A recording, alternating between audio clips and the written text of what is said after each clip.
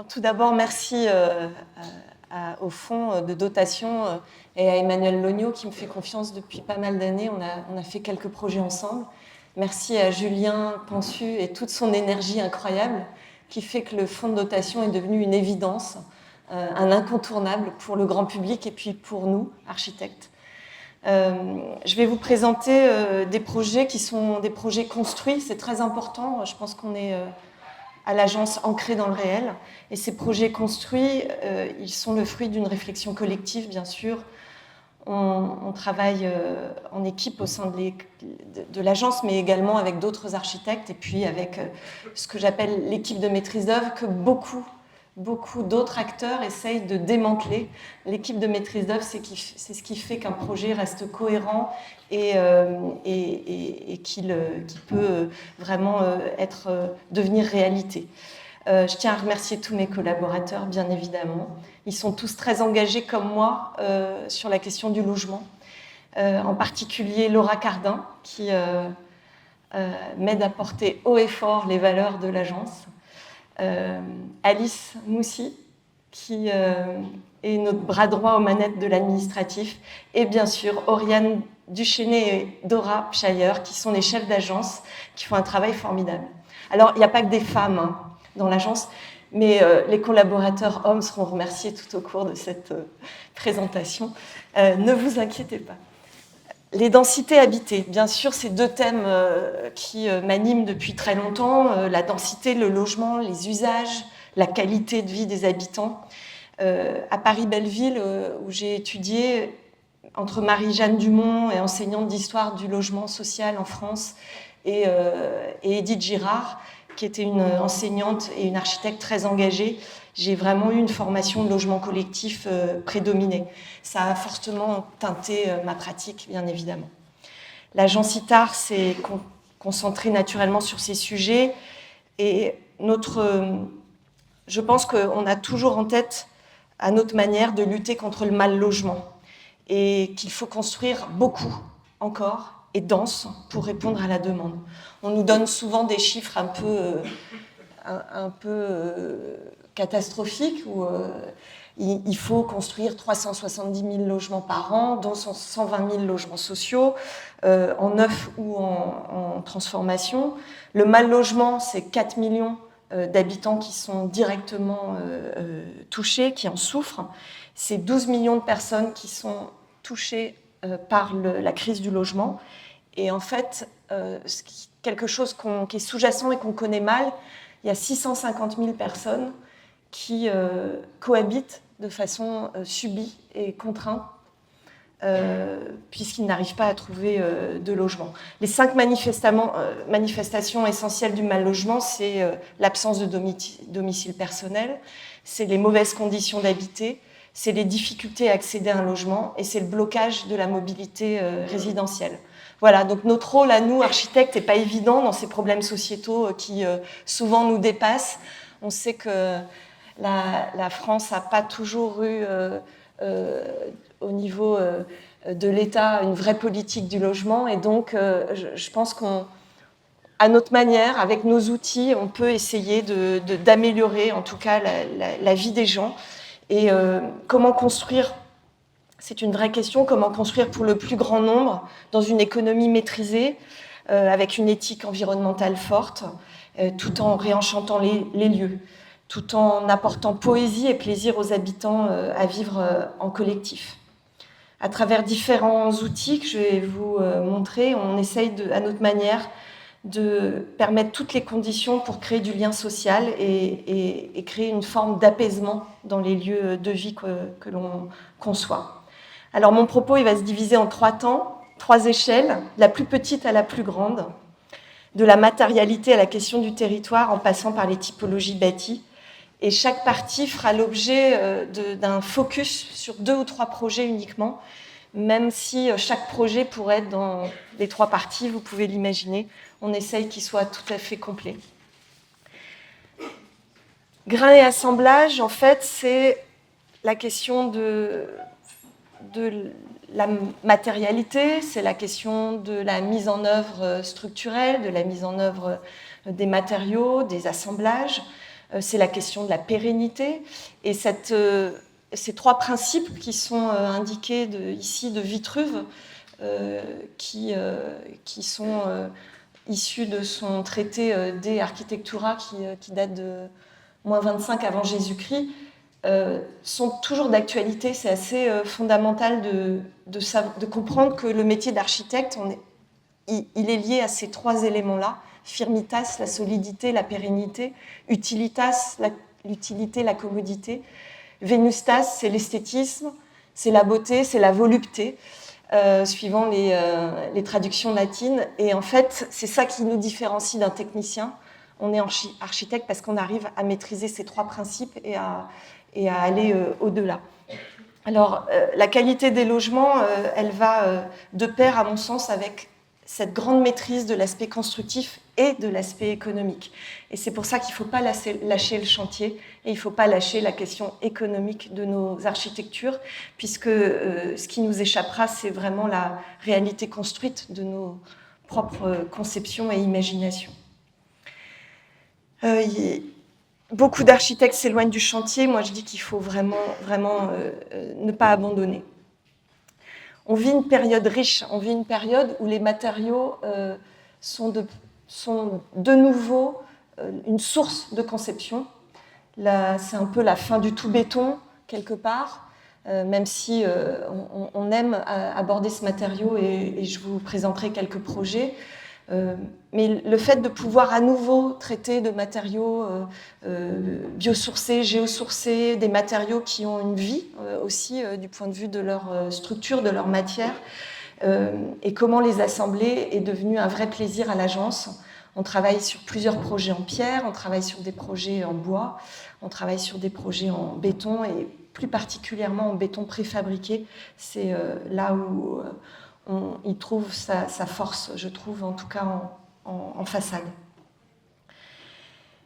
Concevoir des logements pérennes dans leur manufacture, dans leurs enveloppes, mais également pérennes dans leur capacité à évoluer, c'est essentiel à nos yeux.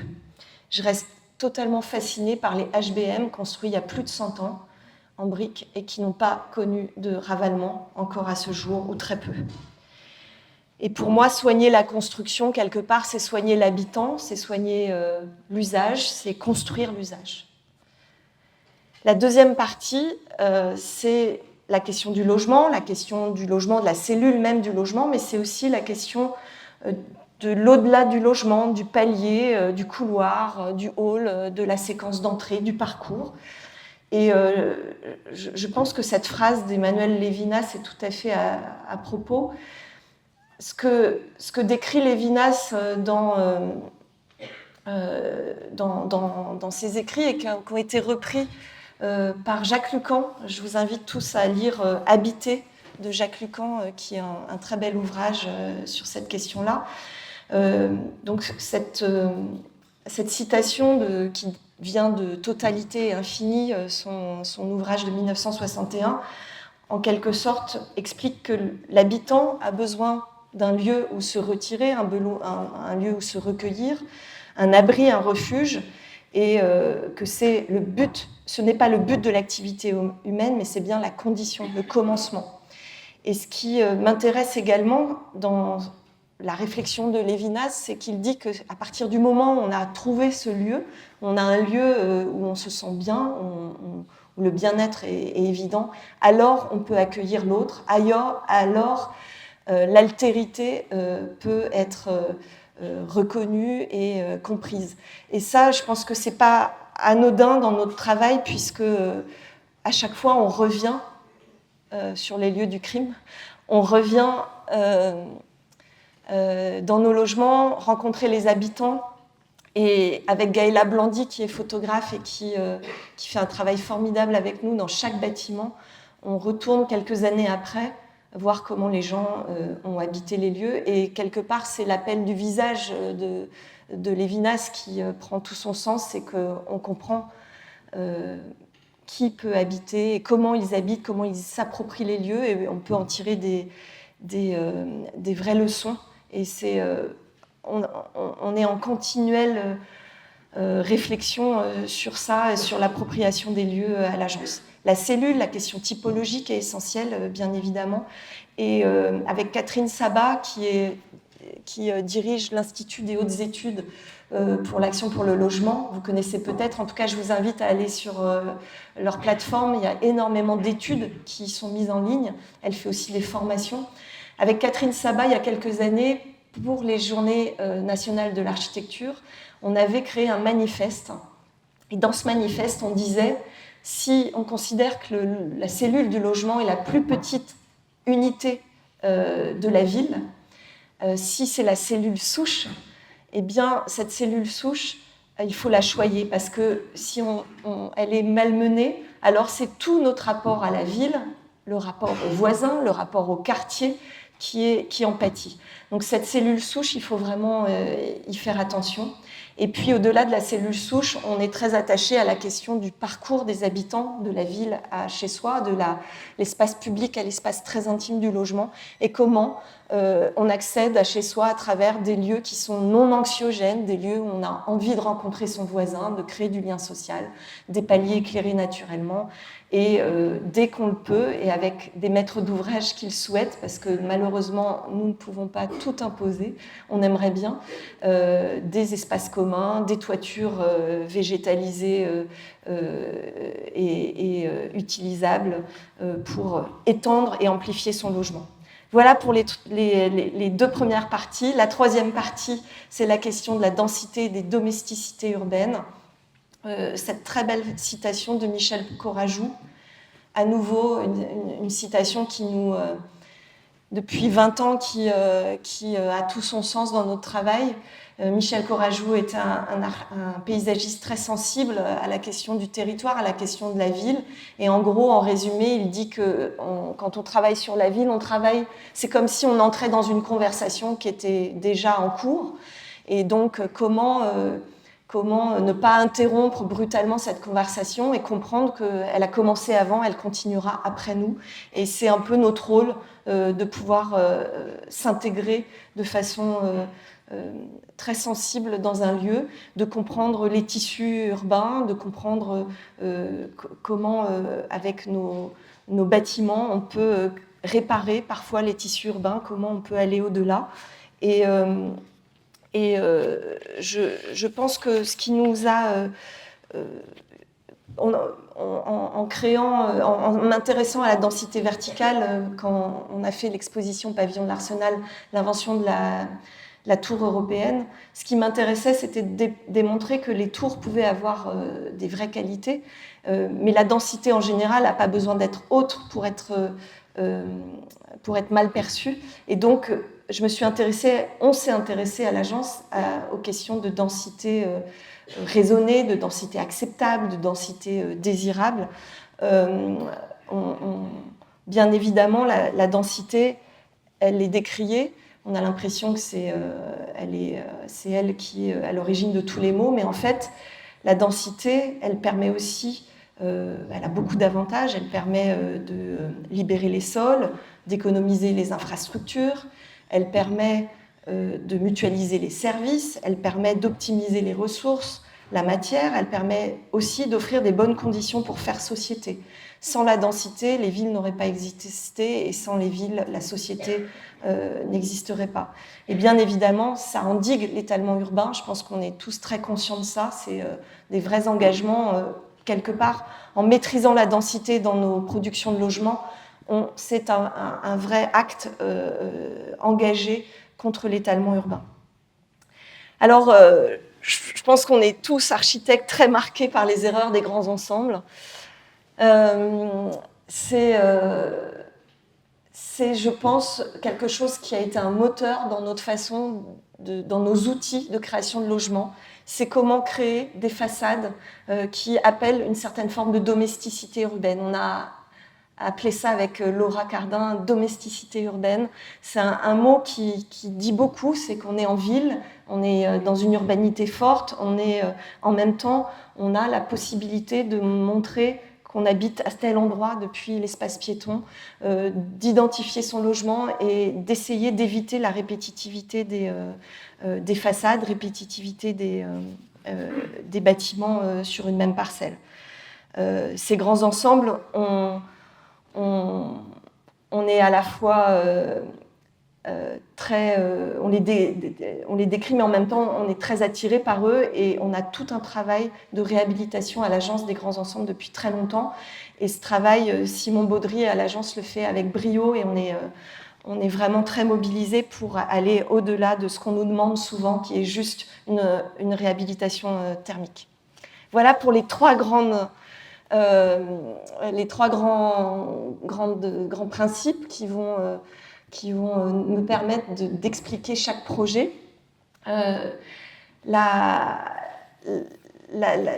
premier projet, c'est un projet en pierre, c'est un projet à Pantin. La pierre, c'est un matériau incroyable. Aller visiter les pierres et comprendre comment on les taille, quelle est l'économie possible de taille de pierre pour pouvoir maîtriser l'économie de notre propre projet, ça a été un vrai travail qu'on a beaucoup aimé faire avec Dora Pshire, qui s'est vraiment concentré sur ce projet et encore maintenant puisqu'il est en chantier. On est sur une pierre semi-porteuse de 23 cm. On est quand même en béton, en structure, poteau dalle, puisque l'économie du projet ne nous permettait pas forcément d'être en pierre porteuse de plancher. On est sur un projet très dense, vous pouvez le voir, on est à Pantin. On est en deuxième ligne du canal et sur l'avenue Jean Lolive, pour ceux qui connaissent. Et en fait, on a tordu toutes les façades de manière à ce que 60% des logements aient la vue sur le canal de l'Ourcq. Le canal de l'Ourcq, c'est comme la Tour Eiffel à Paris pour Pantin. Et on est assez content d'avoir réussi, puisque maintenant que le gros œuvre est terminé, on peut vraiment observer que c'est le cas. Donc cette pierre, elle permet d'avoir une façade très faubourienne sur le boulevard, l'avenue Jean Lolive, avec un séquençage qui permet de parler de parcelles un peu plus traditionnelles, un peu plus existantes, séquencées. Et puis sur les sentes et sur le côté, ces éléments en pierre qui vont marquer les balcons et qui vont garder cette pierre comme premier élément visible pour le piéton. On voit ici le déhanchement des balcons qui vont permettre la vue et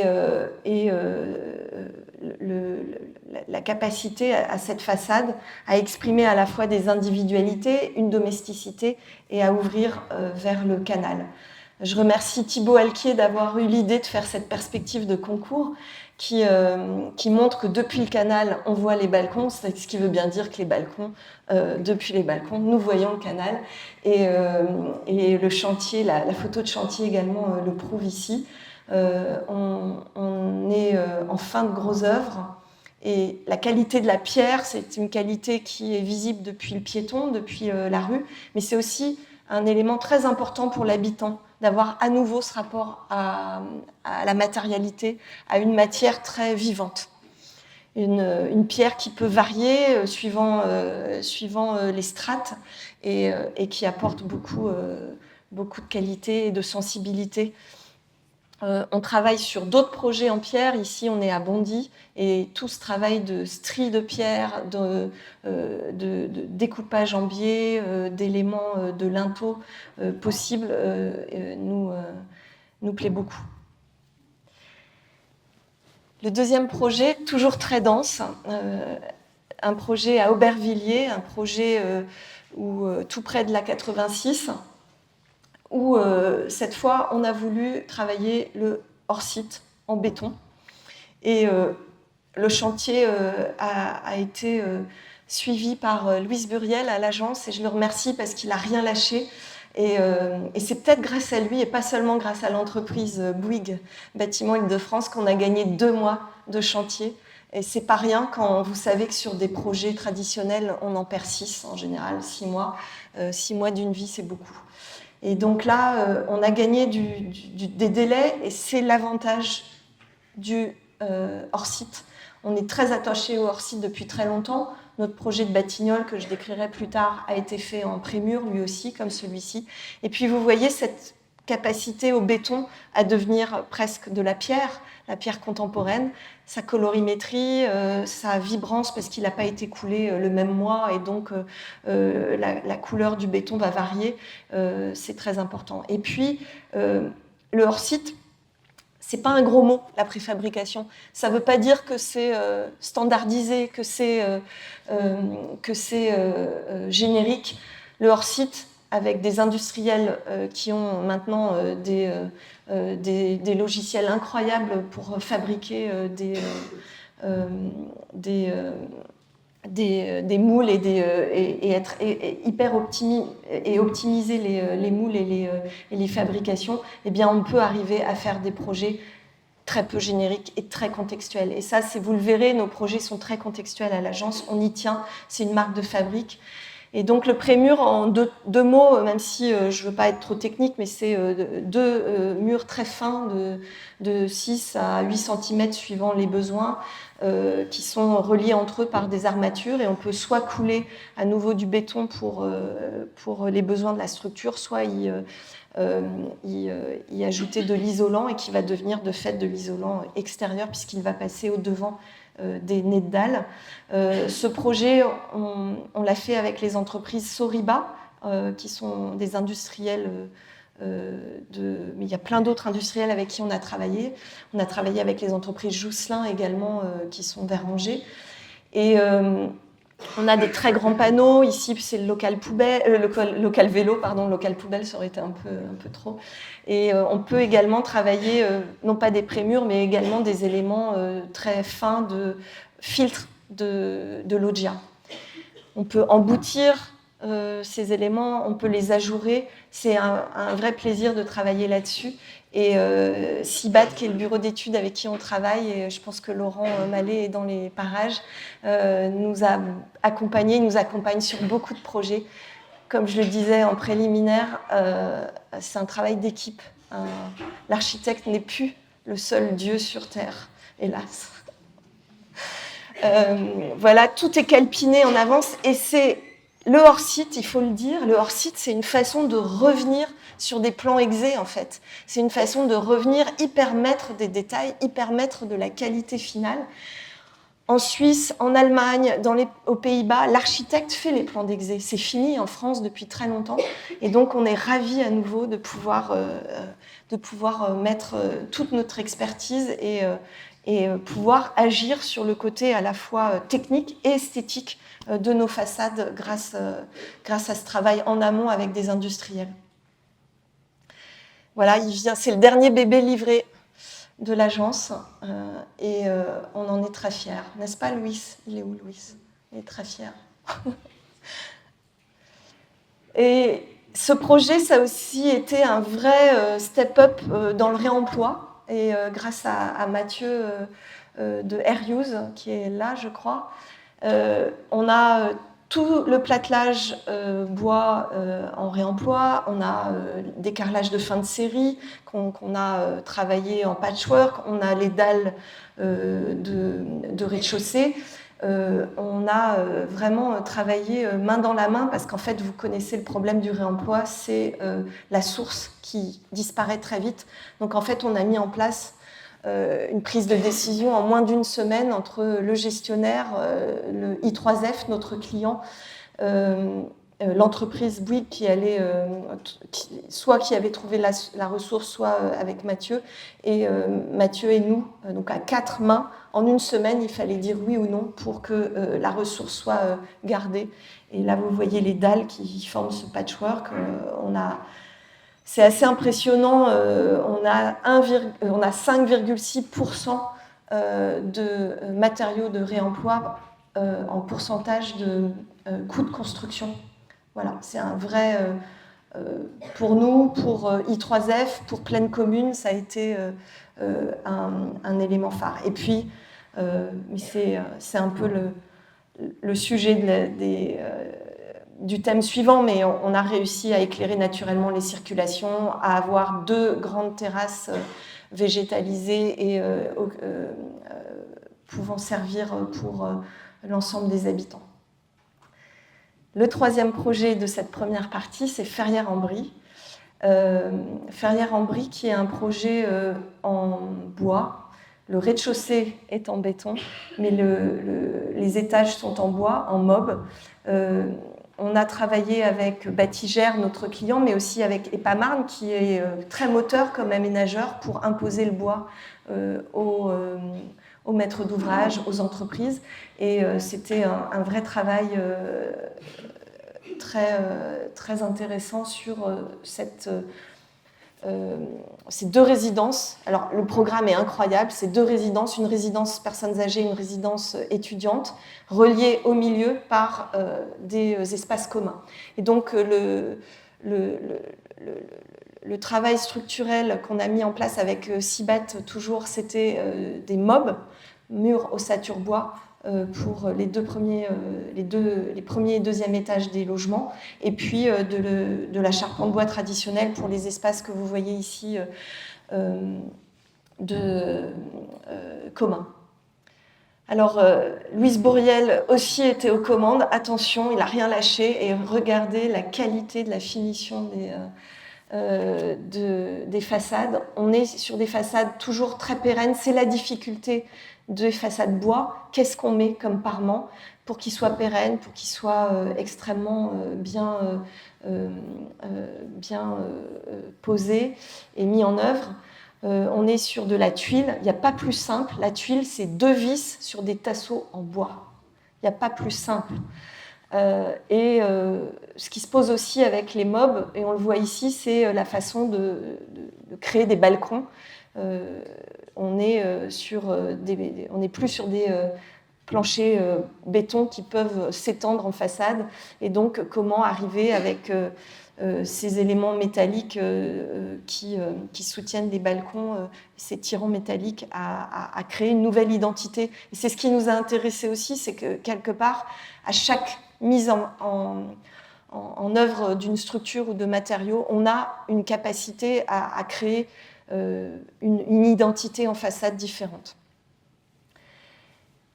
On a travaillé des tuiles de différentes également factures, émaillées, mates, et c'est ce qui fait toute la vibrance suivant les heures de la journée qui sont incroyables. Ça, c'est l'espace commun. L'espace commun aux 2 résidences, une salle de sport, des bureaux communs et une salle polyvalente avec une cafétéria et un travail sur cette charpente qui nous a permis de ne pas avoir de poteau porteur et très ouverte sur une terrasse.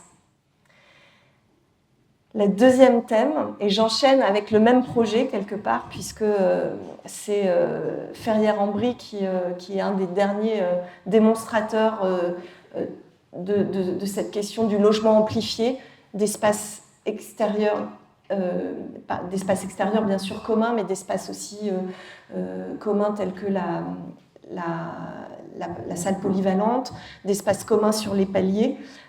Jane Jacobs, qui travaillait sur la ville principalement et sur la rue, la question de la covisibilité, la question de l'animation des rez-de-chaussée, de la rue, disait que c'est la somme des contacts fortuits et spontanés avec les habitants qui finit par instaurer un climat de confiance. Et en fait, cette réflexion qu'elle avait sur la rue, elle est tout à fait d'actualité sur les bâtiments et sur les petits immeubles et les îlots. Et donc ce projet de Ferrières-en-Brie que vous voyez ici, en premier plan la résidence étudiante, en deuxième plan des petits îlots et des petits plots de logements pour personnes âgées et familiaux, nous a permis, la façon dont on a géré ces 2 résidences nous a permis de façon très évidente d'avoir les espaces communs au milieu et de pouvoir travailler une extension via une terrasse extérieure, la capacité à créer à travers ce hall commun également des accès aux escaliers qui étaient tous éclairés naturellement. Alors c'est très facile quand on est en 2e famille. Nous qui n'avions fait que de la 3e famille, c'est de la sécurité incendie pour ceux qui ne connaissent pas. Je dois avouer qu'en 2e famille, c'est beaucoup plus facile d'éclairer naturellement les espaces de circulation. Donc vous voyez ces espaces extérieurs communs. On a réussi à éclairer naturellement avec des paliers chaque élément de scission entre les éléments, ce qui est très intéressant du point de vue de la morphologie du bâtiment lui-même, qui est beaucoup moins long, mais ce qui est aussi très agréable quand on monte dans les étages. Donc là, on le voit, la résidence étudiante, en fait, tous ces paliers deviennent des lieux de césure et des lieux aussi de lien social possible. Donc on est en permanence dans une articulation entre les usages, qu'est-ce qu'on fait pour améliorer les usages intérieurs et qu'est-ce qui fait qu'on pourrait améliorer aussi le point de vue du piéton et l'image. Là, cette résidence étudiante, elle a 100 logements et franchement, quand on est sur place, c'est vraiment pas quelque chose qui paraît dense, qui paraît, grâce à ces éléments de découpe qui ont fait tout le travail de dédensification quelque part d'un volume au départ extrêmement massif. Éclairage des circulations, c'est toujours plus sympa de discuter sans avoir à rallumer le minuteur avec son voisin et sans l'inviter chez soi de façon un peu trop intime. Les escaliers éclairés naturellement, des paliers qui sont très généreux et on n'a pas pu y retourner, mais on va y retourner avec Gaëla, je crois qu'elle est là. Gaëla, on va y retourner pour prendre des photos de comment les habitants et les étudiants se sont appropriés les lieux. Batigère est un maître d'ouvrage incroyable. Ils ont décidé de donner la parole aux habitants et aux étudiants pour occuper et meubler les lieux. Donc on va voir ce que ça va donner. Je pense qu'ils ont déjà commencé, on va bientôt y retourner. Et ce travail sur les paliers, on le continue. On a fait un projet qui est en cours. Le PC va bientôt être déposé à Lyon-Girondin avec TVK en urbaniste. Et on a fait un travail très intéressant que Félix Blanchardy, qui travaille à l'agence en particulier sur ce projet, a développé avec de l'habitat participatif, des paliers vivants, habités, des bibliothèques partagées et plein d'autres possibilités, même la possibilité d'avoir un petit endroit pour bricoler ou travailler. Ce travail sur les espaces communs, ce travail sur des espaces à partager, on l'a expérimenté à Batignolles, un projet qu'on a fait avec Fresh Architecture, un projet à 4 mains, même plus, puisqu'il y avait 2 promoteurs, 2 architectes, et sur une parcelle triangulaire. On a réussi à avoir des espaces communs aussi parce qu'il y avait cette densité. Je pense que l'économie et l'optimisation du coût de ces espaces communs, elle est possible parce qu'on est dense. Donc je reviens sur mes marottes. La densité, elle sert à quelque chose. Et ce projet, il a été particulièrement bien suivi à l'agence par Oriane Duchesnay. Et je la remercie parce que même si on a eu qu'une mission de suivi architectural, nous, ITAR, on n'a rien lâché. Je pense qu'on a squatté là-bas, hein, on a habité là-bas. Et donc vous avez cette terrasse partagée qui donne sur le parc de Batignolles. Vous avez le choix du parcours, vous pouvez aller à votre cage d'escalier à travers un porche, à travers le cœur d'Ilio, vous pouvez remonter par une coursive, vous pouvez remonter par la cage d'escalier. Et en fait, le cœur d'îlot paysager, et je suis très heureuse que enfin la majorité des villes imposent des cœurs d'îlots en pleine terre. Ces cœurs d'îlots paysagers, ils apportent énormément d'apaisement. Et il y a des études qui ont été faites, et l'APUR a travaillé beaucoup sur ces questions-là. À densité égale, si vous végétalisez un espace, eh bien, vous n'avez pas la même perception de la densité. Et donc, il faut travailler tous ces éléments-là, donner le choix du parcours, avoir la possibilité d'aller dans des maisons. Ici, on est sur des maisons superposées,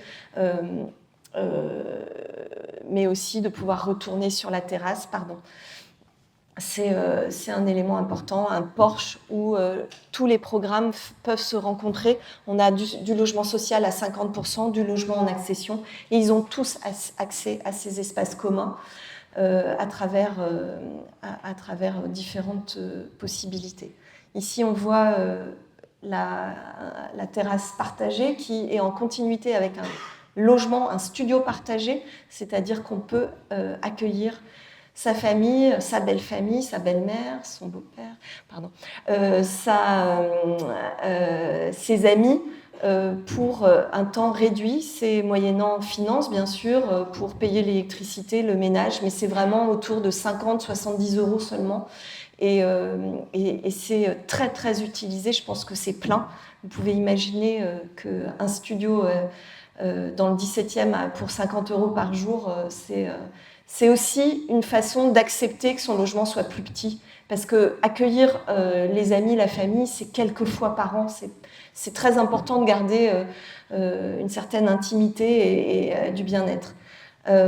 Et donc cette Kitchen Club qu'on voyait en plan, elle est constituée d'un évier, mais également d'une plancha et de tables qu'on peut bouger, qui ne sont pas fixes. On a travaillé avec Baz, le paysagiste, sur ces questions-là. Et on reçoit régulièrement des photos des habitants qui montrent les usages. Ils ont un Facebook qui montre tout ce qu'ils y font, du yoga, des fêtes d'anniversaire. On peut louer, c'est aussi une question très importante, la gestion de ces espaces-là. Il faut donner le choix de vivre ensemble, il ne faut pas l'imposer, il ne faut pas que ça devienne une nuisance. Et donc ces espaces-là, ils sont loués à heure fixe, c'est-à-dire qu'on peut les louer sur des plages horaires et on ne peut pas dépasser 22h30, je crois. Donc voilà, je trouve que c'est une bonne formule parce que sinon ça devient vite des lieux de squat et de nuisance pour ceux qui habitent au-dessus. Si je continue sur Batignolles, et je vais rentrer dans l'intériorité de ce plan un peu fou, sur cette parcelle triangulaire, on a créé une tour de 16 étages en forme de losange. Et cette tour, on a décidé, pour améliorer le confort d'été, pour améliorer la double orientation des logements, de la diviser en 3 lames qui sont structurelles. Et c'est là où la structure revient comme capacité à créer de l'usage, à créer du confort et à pouvoir créer ces très grands balcons également qui font 12 mètres carrés. Là, on voit que c'est un T2. Ce T2, il est double orienté. Il a une terrasse de 12 mètres carrés qui est à moitié en double hauteur.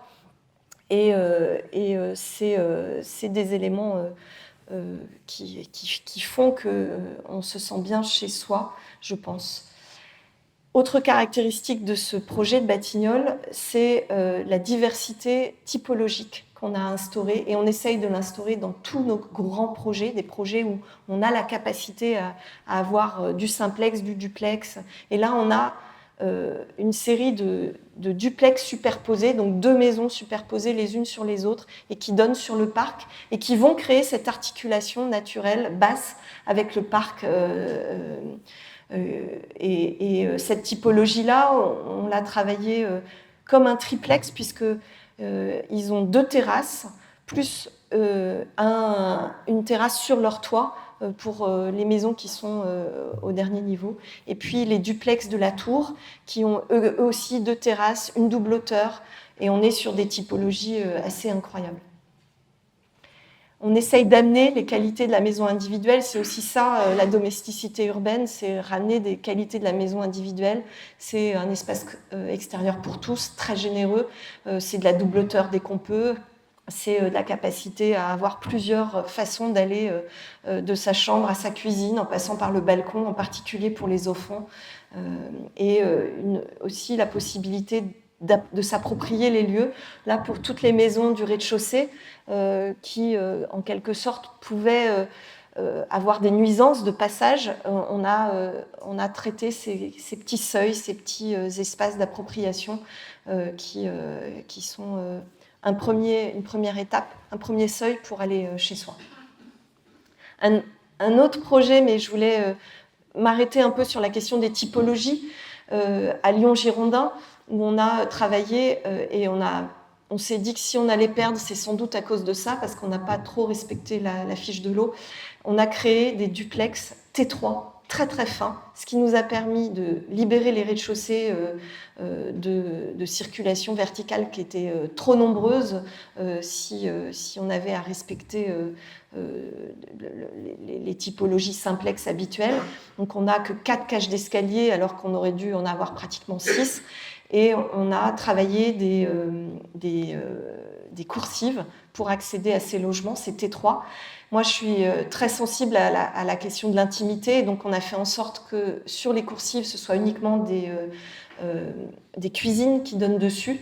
Et donc, on traite cette question du duplex T3 dans pas mal de projets. On a eu un projet au Moulon qu'on a perdu, mais on était très contents de nos typologies, donc on continue à les montrer. Et voilà, toujours essayer d'amener de la double hauteur dès qu'on peut. Une autre typologie qui est essentielle, et je pense que Pascal Chambard-Delhomme, qui est ici, ne va pas me contredire, les T2, c'est un vrai enjeu. Parce que les T2, c'est des familles monoparentales, c'est des familles souvent à 80% qui sont des femmes seules avec enfants et qui vivent dans leur séjour, qui dorment dans leur séjour, alors que les enfants sont dans la chambre. Et donc, il faut faire en sorte que la salle de bain soit accessible par l'extérieur, pas commandée, je veux dire, par la chambre. Ça pourrait être aussi par l'extérieur, mais bon. Et donc, s'intéresser à la question sociologique, je pense qu'on partage ça, Pascal, ensemble, c'est très important. La sociologie, la philosophie, on est obligé de s'intéresser à ces questions-là. Pour qui on construit? En pourcentage, c'est assez facile, en fait, sur un territoire, de savoir qui vont occuper des T1, des T2, et qui vont occuper les grands logements. Et la question d'occuper les angles, amener de la double orientation, c'est s'intéresser au confort d'été. Ça, je pense que maintenant que les canicules sont devenues de plus en plus fréquentes, on en a tous conscience, mais nous, ça fait bientôt 20 ans à l'agence qu'on fait ça. Double orientation dès le T3, cuisine éclairée naturellement dès le T3, et maintenant, au maximum dès le T2. Vous avez vu les T2 précédemment, on avait réussi à éclairer même les salles de bain. Tout ça a un coût, et il faut que nos maîtres d'ouvrage le comprennent. Le confort, ça n'a pas de prix, et le confort, ça a un coût. Et donc, il faut peut-être arriver à baisser d'autres coûts, comme la commercialisation, comme le foncier, comme plein d'autres éléments. Bref. Les typologies de T3 ou de T4, on essaye de faire en sorte qu'il y ait aussi parfois des chambres commandées, parce que quand l'enfant s'en va, eh ben, ça devient un bureau, ça devient une extension du séjour de façon très, très facile. Les cuisines éclairées en premier jour, elles peuvent être ouvertes, elles peuvent être fermées.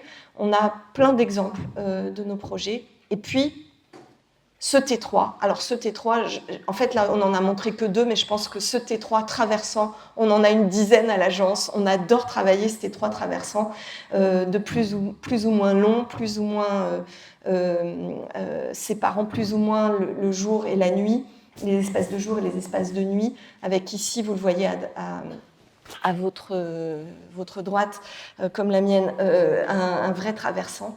Et puis, pour ne pas être trop longue sur les typologies, la question des logements évolutifs est de plus en plus demandée. Et ça, je pense que c'est important de s'y attarder, parce que si on a des espaces, des murs de séparatifs entre logements en béton armé coulés en place, on n'arrivera pas à faire évoluer les logements dans un sens ou dans l'autre. Donc optimisons le béton et optimisons la structure pour être plutôt en SAD et ouvrir les logements. Un autre sujet majeur, c'est l'appartement partagé. Je vous montre un projet qui, à Lyon-Part-Dieu, en fait, c'était une résidence de jeunes travailleurs, et on nous avait demandé dans le programme uniquement des studios, pas d'espace partagé, pas d'espace extérieur. C'était un peu violent pour nous. On n'avait pas l'habitude d'avoir des programmes aussi stricts. Et on a réussi, par plein de truchements pas possibles, à imposer un espace extérieur sur le dernier niveau en expliquant que c'était obligé pour s'intégrer à la rue, pour s'intégrer et faire des politesses aux bâtiments voisins. Ce projet, on ne vous le montre pas parce qu'on en avait trop à montrer, mais l'AUC, qui était urbaniste, nous a beaucoup aidé dans la programmation dans la mise en place de cette morphologie de découpage qui nous a permis de créer des nouveaux usages, des espaces partagés et des appartements partagés. Et en fait, on a proposé ça parce qu'on n'arrivait pas à faire dans les angles uniquement des logements, des petites structures, des petits studios. Il nous fallait, pour des raisons de sécurité incendie, pour des raisons autres, on leur a dit essayez le locatif, la colocation, c'est génial. Et ben, ils ont fait un truc incroyable. Ils ont mélangé des jeunes travailleurs qui, vous le savez, en gros, ce sont des migrants, avec des étudiants en médecine. Moi, je trouve que le mélange est dingue, et c'est parce qu'on a proposé ces typologies-là qu'ils ont eu l'idée de mélanger ces deux populations, et ça fonctionne hyper bien, on a eu des retours. Autre élément essentiel dans la confection du logement, c'est la fenêtre. La fenêtre, c'est le premier élément qui crée cette relation à l'extérieur, cette relation au monde. Monique Eleb en a souvent parlé. Monique Eleb, qui a enseigné ici de nombreuses années et qui a marqué profondément la sociologie de nos écoles d'architecture, dans toutes les écoles, je crois.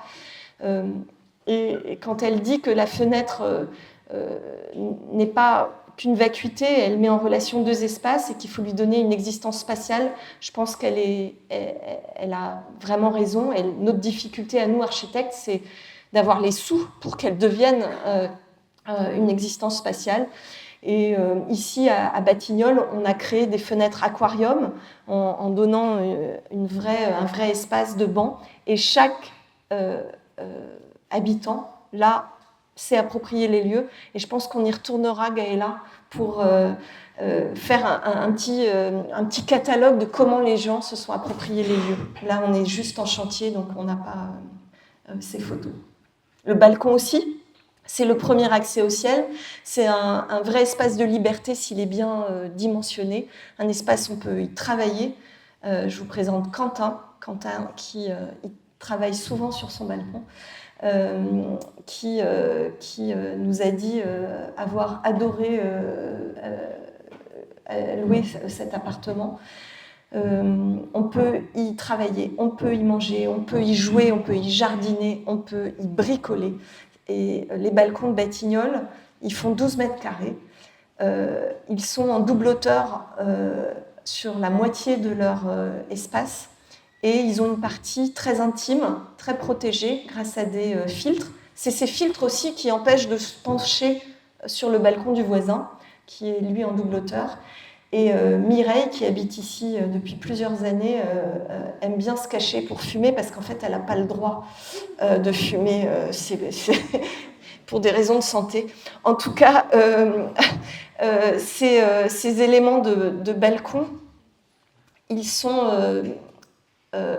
je pense que c'est un accès au ciel. Cynthia Fleury en parle pour tout ce qui est population à risque, les personnes âgées qui n'ont plus accès au ciel, qui n'arrivent pas depuis leur lit ou depuis leur siège à bouger. Cet accès au ciel, c'est fondamental, je pense, et dans nos zones urbaines hyper denses, réfléchir au vis-à-vis, réfléchir à comment on peut offrir ce petit coin de paradis, c'est très important pour nous. Et donc là, je vais en venir assez naturellement à la question de la domesticité urbaine, puisque cette qualité d'usage, cette qualité des balcons, elle crée quelque chose d'assez fort en façade. Elle crée des espaces tout de suite qu'on devine très domestiques, très appropriables. Ces balcons, chacun, il il s'est amusé à les occuper,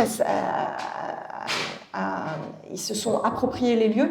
La quinconce, on aime beaucoup la travailler parce qu'en fait, elle permet aussi d'identifier son logement. C'est beaucoup plus facile que si on répète des balcons. Et puis, vous le voyez là, les balcons, ils ne sont pas partagés avec le voisin. C'est des balcons qui sont entre deux murs. On n'a pas le pauvre petit parvu qui fait qu'on entend tout ce qui se passe. Donc, c'est redonner des qualités de la maison individuelle. C'est des petites choses qu'on distille dans tous nos projets.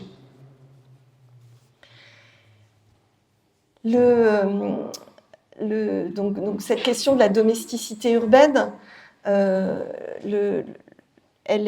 l'a développée sur pas mal de projets et on a eu l'idée dans le dernier livre de l'agence qui s'appelle Density of Life, densité de vie, qui est là si vous voulez le visionner après.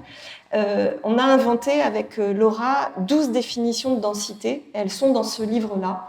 Et en fait, on se rend compte que la perception de la densité, comme je le disais précédemment, elle n'est jamais la même suivant les personnes. Elle n'est jamais la même. Et peut-être que Merleau-Ponty, dans son essai sur la phénoménologie de la perception, qui date de 1945 quand même, on peut comprendre qu'il faut jouer sur ces éléments-là, de comment arriver à rendre des éléments plus sensibles, plus agréables pour chacun, chacun ayant sa propre histoire, sa propre mémoire collective, et elle peut différer. Toujours sur Batignolles, on a créé une diversité morphologique et une densité qu'on a voulu désirer, avec tous ces liens sociaux possibles au sein du bâtiment. Je pense que je ne vais pas lire les définitions. Si vous les lisez très vite, allez-y. On a essayé de refléter cette sensibilité qu'on a à l'agence. La densité domestiquée, ce n'est pas seulement une question de façade, c'est aussi une question de morphologie. Comment amener des maisons, les maisons de Batignolles ici, comme première petite unité visible depuis le parc, vers des densités plus hautes comme la tour. Et comment on peut, quelque part, jalonner le quotidien d'un piéton quand il parcourt le parc, il parcourt la rue, et être dans quelque chose de beaucoup plus personnel. La densité, c'est aussi une question de comprendre les tissus dans lesquels on s'installe, essayer de réparer les choses.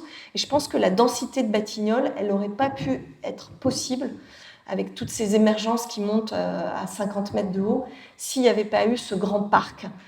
Ce parc de Jacqueline Hosty qui fait 10 hectares. Et en fait, la densité, elle va de pair avec des vides, avec des respirations. C'est un équilibre qu'on doit trouver, je pense, du point de vue urbain, et les urbanistes sont de plus en plus sensibilisés à ça, et du point de vue des architectes, puisque souvent on a des parcelles qui sont des mini-quartiers, des mini-îlots, et comment arriver à créer des équilibres plein-vide, architecture-nature, et faire en sorte que cette densité elle soit acceptée. Et pour ceux qui connaissent ce parc, la densité là-bas n'est vraiment pas un souci, n'est vraiment pas un problème.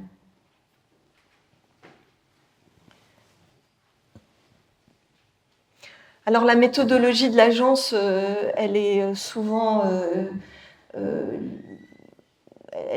liée à une grande recherche autour de la morphologie, avec des maquettes, avec ce logiciel fantastique Revit qui nous permet d'avoir en un temps record une dizaine de faisabilités et des mètres carrés assurés pour nos maîtres d'ouvrage qui ne s'intéressent qu'au tableau Excel. Et on travaille souvent sur... on essaye de remettre en question les fiches de l'eau, on essaye de redistribuer les cartes et de trouver les meilleures morphologies possibles, pas seulement du point de vue urbain, mais aussi du point de vue de la qualité des logements, pour qu'ils soient double orientés, pour qu'ils aient un maximum de lumière. J'enchaîne sur un projet de réhabilitation, parce qu'on fait beaucoup de réhabilitation à l'agence. et depuis assez longtemps. On a travaillé avec Paris Habitat sur 400 logements à Poissonnier. Et là, c'est un projet pour la RIVP qui vient de sortir, un projet de résidence étudiante qu'on a fait avec GTM, avec qui on avait déjà fait le projet de Paris Habitat. Et donc, ce projet, c'est un projet très particulier parce que je pense qu'on l'a gagné parce qu'on a densifié le bâtiment. C'est toujours délicat parce qu'on aime ces bâtiments, on aime les bâtiments des années 70, mais quand ils offrent des pignons aussi durs que celui-ci, on se dit quand même qu'on peut essayer d'améliorer les choses. Et ça nous a permis de densifier, d'avoir un petit peu plus de logements. C'est un projet très important qui s'est fait avec 3 architectes, un projet avec un permis de construire commun, une seule entreprise pour tous ces 3 projets, Phileas qui a traité des logements familiaux et puis Archibé pour le... c'est pas Archibé, c'est... Savoir-faire, merci beaucoup. Anciennement, c'est ça, Archibé, qui s'est occupé des bureaux. Et donc, cette métamorphose, je l'assume et je dois avouer qu'on a perdu beaucoup de projets parce qu'on a décidé de ne pas être dans une restauration à l'identique. Voilà, on assume d'avoir notre patte et souvent, je l'assume parce que la densification d'une résidence étudiante à Paris, où les étudiants n'arrivent pas à se loger, ça a tout son sens. Là, c'est tout ce qu'on a rajouté, c'est en bleu. On a rajouté dans les angles, on a rajouté sur les balcons, puisque le Crous ne voulait pas d'espace extérieur, donc on en a gardé, mais on en a beaucoup occupé, comme des petites loggias supplémentaires. On a occupé les toitures terrasses techniques, on a rajouté, on a également amélioré les espaces de circulation qu'on a éclairés naturellement. Vous le voyez ici, également là. Et le grand escalier à l'origine qui était à l'angle ici sur un pignon aveugle est devenu un logement éclairé naturellement. Ce projet, c'est Simon Baudry qui l'a suivi avec GTM, qui est une entreprise avec qui on aime beaucoup travailler. Je le répète, on n'est pas tout seul dans l'aventure et jusqu'au chantier, on travaille main dans la main. Et c'est très important de comprendre que si on a cet espace, cette capacité à travailler ensemble et à comprendre la cohérence d'un projet et de le mener jusqu'en bout, le récit architectural initial, on arrive à le mener avec tous les acteurs qui arrivent au fur et à mesure de l'histoire jusqu'à son terme.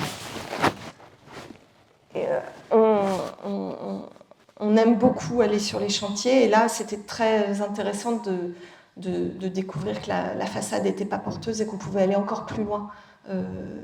Ce sont donc des oriels qu'on a ajoutés sur les balcons qui sont en bois, très légers, puisque la structure du balcon ne pouvait pas permettre des poids trop lourds. On est sur des éléments préfabriqués en bois qui sont arrivés. Et puis cette très belle découverte, une fois que les placo étaient tombés, de l'aspect béton.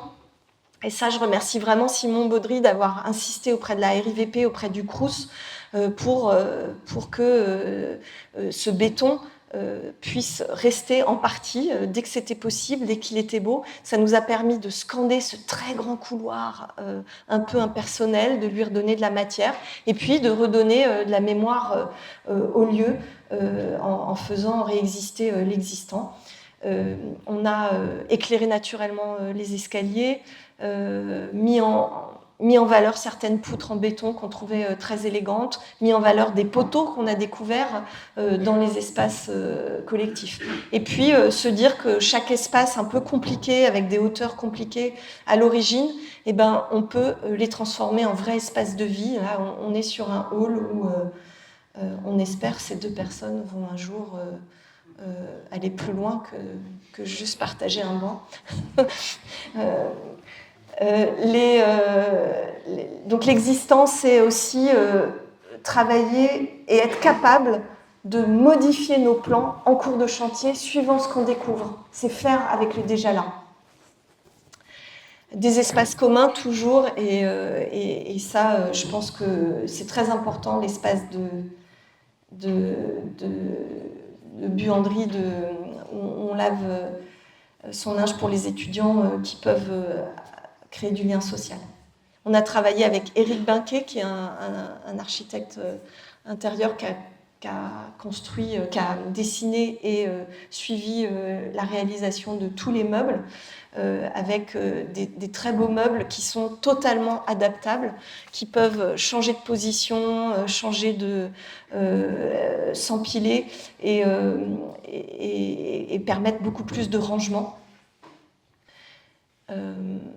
Avec cette cuisine qu'on a réussi à ouvrir malgré l'insistance d'absolument tout le monde, l'entreprise, le menuisier, le Crous, tout le monde voulait fermer cette cuisine dans l'angle. Et en fait, la dilatation de l'espace, c'est même avec un tout petit angle qu'on y arrive. Et des très beaux détails avec du multipli boulot qui, on ne le montre pas ici, mais toutes les chutes, elles ont été réutilisées pour créer les numérotations des logements, et il y en avait 320. Un autre projet de densification cette fois d'une parcelle des années 70. La densification, j'y crois beaucoup, d'abord parce que pour les bailleurs sociaux, c'est du foncier gratuit. C'est une façon de réparer les tissus urbains complètement distendus qu'ont créés les grands ensembles. Et donc, c'est aussi amener des services en rez-de-chaussée.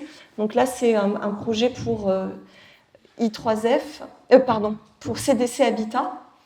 Et on a créé une quinconce. On est sur une parcelle où 3 tours du buisson étaient déjà existantes. Et donc, on a travaillé un projet lui-même en quinconce pour éviter les vis-à-vis, libérer les vues de la tour sur rue. Ce projet, il s'aligne sur rue. On est sur un nouveau boulevard puisqu'il accueille le tramway. Et en rez-de-chaussée, on a réussi à mettre des commerces, une crèche, une cuisine solidaire. Encore une autre définition de la densité. Au-dessus de la crèche, c'est un réservoir de biodiversité. Normalement, la gardienne ici présente n'aurait pas dû être sur cette terrasse.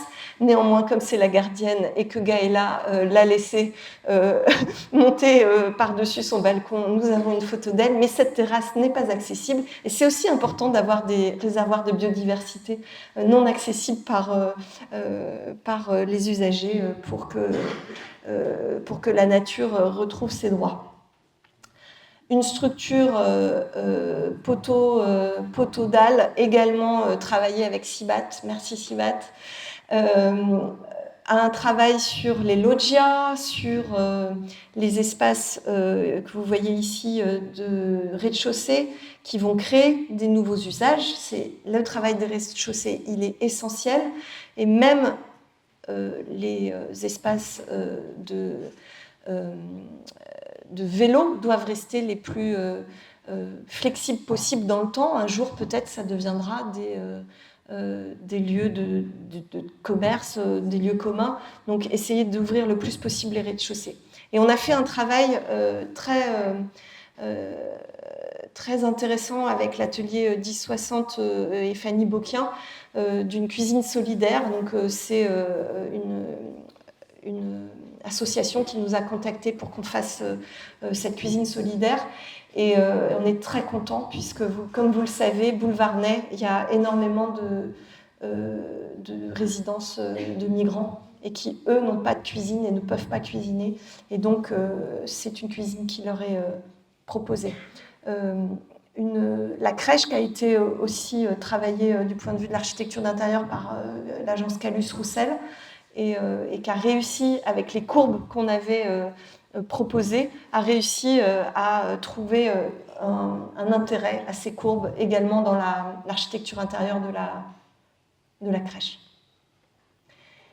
Les logements et les retraits,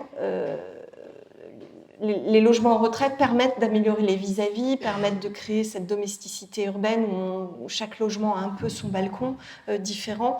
On le voit ici, c'est très important d'offrir cette possibilité d'avoir des espaces extérieurs végétalisés, des espaces extérieurs différenciés suivant les types d'implantation ou de nuisances sonores qu'on peut avoir. Ici, sur le boulevard, et vis-à-vis des tours de Dubuisson, on a voulu être sur des loggias un peu fermés, des loggias qui mettaient en valeur le paysage quand même, mais qui étaient comme des intérieurs extériorisés, comme le disait Monique Eleb. On peut y faire du sport, on peut y jardiner, on peut avoir son deuxième salon d'été et créer cette intimité où pouvoir ranger des choses qu'on ne veut pas que les voisins voient. Donc on est très attaché à cette question-là. Et bien sûr, ça nous amène à la question de l'enveloppe, des mots des natures qui peuvent créer cette qualité et cette relation très sensible et poétique à la façade, à la matière, et qui rappellent les HBM qui sont juste à côté et qui, quelque part, on l'espère, ancrent le bâtiment dans une certaine forme d'histoire, dans la continuité des HBM, une histoire fantastique que beaucoup d'ailleurs de pays nous envient. Les HBM en 1900, avant-guerre, avant Première Guerre mondiale, 1910-1920, ont créé la première étape du logement social en France de qualité. Et on peut le dire, on a quand même du logement social en France de très grande qualité. Et comment arriver de façon contemporaine à réinterpréter ces mots des natures, c'est quelque chose qui nous anime énormément. Voilà pour ce dernier projet. Je pense que cette image réunit beaucoup de choses. Des tours de Dubuisson réhabilités. Je crois qu'un des auteurs de la réhabilitation est ici même. De la matérialité, du balcon, de la domesticité. Je voudrais remercier à l'agence tous ceux qui travaillent sur les cellules avec moi de logement, sur tous ces projets. Tom Cato, et on vient de gagner un concours. Tom était aux manettes. Bravo. Thomas Breton, Juan Moreno, et j'espère que j'ai oublié personne. Félix, je l'ai déjà cité. Voilà. En conclusion, c'est pas fini, mais presque. J'ai plus de voix. En conclusion, la crise économique, elle nous touche tous. Elle touche tout le monde, nous, les habitants qui n'arrivent plus à se loger. Elle touche les acteurs du logement qui le produisent. Elle touche les aménageurs qui n'ont plus de quoi mettre en œuvre les nouvelles rues, les nouveaux parcs ou éléments essentiels pour créer la ville. Qu'est-ce qu'on peut faire ? On a des vrais manques d'engagement de certains acteurs privés. On a des enjeux écologiques à tenir. On est dans une période charnière. Notre rôle, il est immense. Il faut en prendre la mesure. Je pense qu'il ne faut pas baisser les bras. Et surtout, il faut se rendre compte qu'on est réellement engagé dans le patrimoine de demain. Ce qu'on construit, c'est le patrimoine des générations futures. Et donc, il ne faut pas lâcher. Il ne faut pas lâcher sur la pérennité, il ne faut pas lâcher sur la qualité, parce que je pense que nos enfants, ils nous remercieront derrière. En termes de réhabilitation, on est également très engagés. Vous connaissez sans doute House Europe. Il faut signer les pétitions, parce que si on n'est pas une force de frappe qui peut imposer des choses aux États, aux politiques, étatique du logement, eh ben, on n'y arrivera pas. Et donc, faire en sorte que les bâtiments de logement ne soient pas démolis, c'est une bataille que House Europe fait et qui est essentielle. Donc, je pense que si Si vous ne l'avez pas signé, cette pétition, continuez et intéressez-vous à ce qu'ils font, c'est fantastique. Je dirais qu'au final, on est, en effet, ce qui était dit précédemment, on est des chefs d'orchestre, mais on est aussi des médiateurs. On est capable, et c'est notre grande qualité, d'articuler des intérêts et des enjeux divers et parfois contradictoires. On est capable d'inventer des nouvelles orchestrations, et pour ça, il faut faire preuve de beaucoup de pédagogie. Et puis, je dirais, pour nous, les femmes, on a besoin de modèles. Et donc, je tenais à remercier toutes les femmes qui ont été sur mon parcours, et en particulier Edith Girard, qui était ma directrice de diplôme, très, très, très engagée. Et j'espère que je transmets à mon tour cet engagement à mes étudiants. Merci à tous.